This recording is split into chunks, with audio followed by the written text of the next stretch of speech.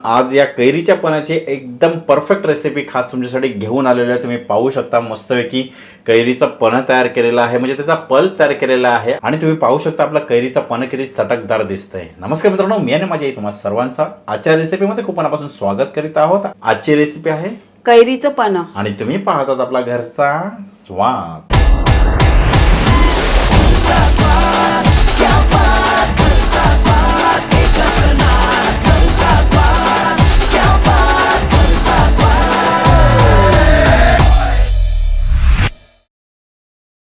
तर इथे बघा मी मोठी कैरी घेतलेली आहे।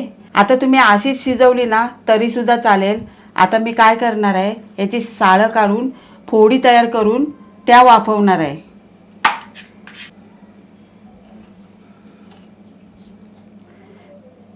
तर ही बघा अशी साल काढून घ्यायची।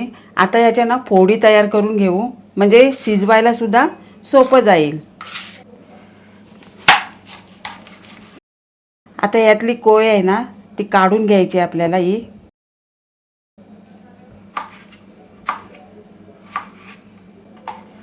तर या बघा मी फोडी केलेल्या आहेत। आता एका टोपामध्ये घालूया। आता यामध्ये ना आपल्याला पाणी घालायचं आहे।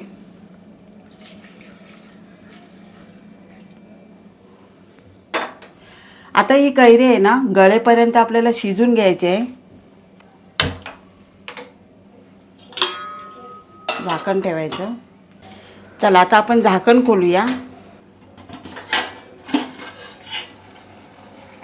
या बघा आपल्या कैरीच्या फोडी आहेत ना चांगल्या शिजलेल्या आहेत, मऊसूत झालेल्या आहेत। आता मी गॅस बंद करते। आता ही कैरी गरम असतानाच आपल्याला गूळ घालायचं आहे आणि मिक्स करून घ्यायचं आहे। आता गुळाचं प्रमाण कसं घ्यायचं, जेवढा आपलं कैरीचं गर असेल ना तेवढा आपल्याला गूळ घालायचा आहे। तर मी इथे ना थोडंसं जास्तीचं घेतलंय, कारण आमच्या घरामध्ये ना थोडंसं गोड आवडतं।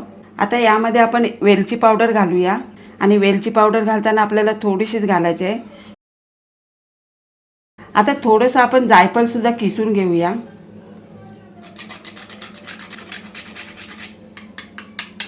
आणि हे चांगलं आहे ना मिक्स करून घ्यायचं आहे।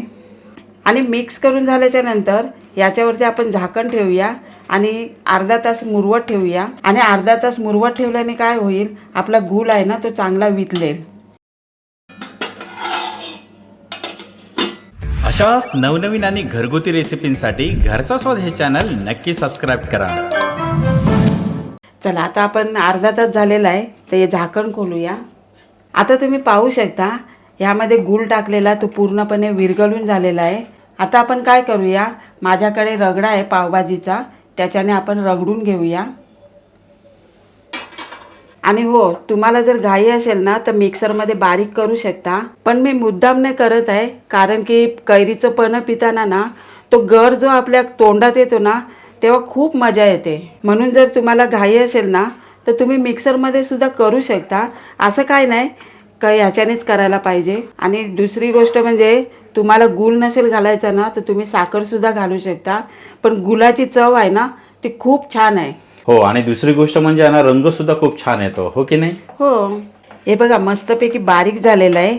आता आपण काय करूया, गालणीने गालून घेऊया।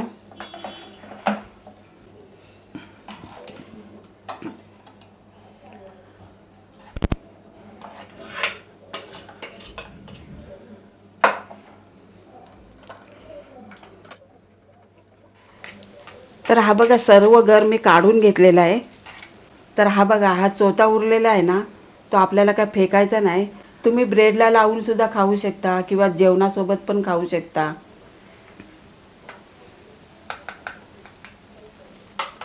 चला आता आपण ग्लासमध्ये बर्फाचे खडे टाकून घेऊया।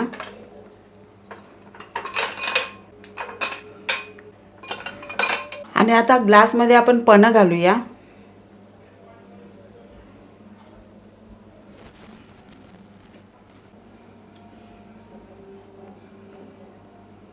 आता त्यानंतर यामध्ये आपल्याला थंड पाणी घालायचं आहे।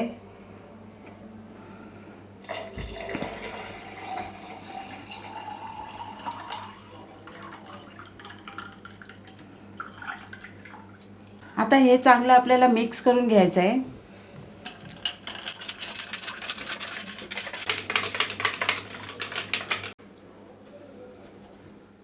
पाहिले किती एकदम जबरदस्त आणि थंडगार रेसिपी आहे ना.